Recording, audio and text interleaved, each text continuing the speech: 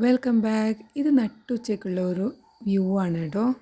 നല്ല രസമാണ് കാണാൻ, നല്ലൊരു ഭംഗിയാണ്. ചൂട് സഹിക്കാൻ പറ്റുന്നില്ല. ഇതെൻ്റെ ബ്രദറിൻ്റെ മോനാണ് കേട്ടോ. ഞാൻ എൻ്റെ ഉമ്മയുടെ വീട്ടിലാണ് വന്നിട്ടുള്ളത്. അപ്പോൾ ഇന്ന് അവിടുത്തെ വിശേഷമാണ്. ഇന്ന് ഇവിടെ എനിക്ക് ജോലിയൊന്നുമില്ല. അപ്പോൾ എല്ലാം എൻ്റെ നാത്തൂണിത ഇവിടെ റെഡിയാക്കിയിട്ട് വെച്ചിട്ടുണ്ട്. കട്ട്ലേറ്റ് ഉണ്ട്, ഉള്ളി ബജി ഉണ്ട്, സമൂസ ഉണ്ട്, പിന്നെ ഇതാ നാസ്തത്തിനുള്ള മാവ് റെഡിയാക്കി വെച്ചിട്ടുണ്ട്. അതിലേക്കുള്ള ഉള്ളി, പിന്നെ കറിക്കുള്ള തക്കാളി അങ്ങനെയൊക്കെ മുറിച്ച് വെക്കുന്ന പ്രിപ്പറേഷനില്ല. പിന്നെ ഇത് സൂപ്പിലേക്കുള്ള പൈനാപ്പിളാണ്. അത് പഞ്ചസാര ഇട്ടിട്ട് ഇങ്ങനെ ഫ്രൈ ആക്കിയിട്ട് വെച്ചിട്ടുള്ളതാണ്.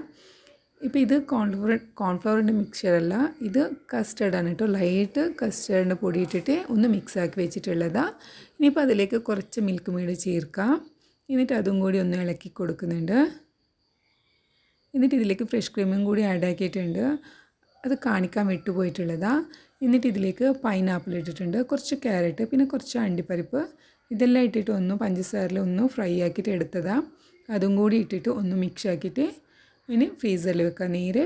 എന്നിട്ട് ഇത് നോമ്പ് തുറക്കുന്ന ആ സമയത്ത് ഫ്രിഡ്ജിൽ നിന്ന് എടുത്താൽ മതിയല്ലോ.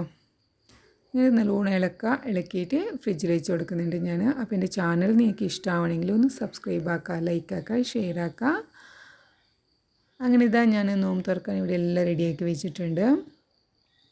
സമൂസ ഉണ്ട്, കട്ട്ലേറ്റ് ഉണ്ട്, പിന്നെ വാട്ടർമെലൺ ജ്യൂസ് ഉണ്ട്, സൂപ്പിലാക്കി വെച്ചിട്ടുണ്ട്. പിന്നെ ഇത് മാംഗോ ലസ്സിയാണ്. പിന്നെ ഇത് ഇളനീരിൻ്റെ ഷർബത്ത. അങ്ങനെ ഇതെല്ലാം ഇവിടെ റെഡിയാക്കി വെച്ചിട്ടുണ്ട്. ഇത് സംസം വെള്ളമാണ് കേട്ടോ നോമ്പ് തുറക്കാൻ ആദ്യമേ എടുക്കുന്നത്. അതിപ്പം ഈ നോമ്പിലാണ് എൻ്റെ ഉമ്മ ഉംറ ചെയ്തിട്ട് വന്നത്, അതുകൊണ്ടാണ് ഇതുള്ളത്. അങ്ങനെ ഇതാ ഞാൻ വീണ്ടും കാണാം. ബൈ.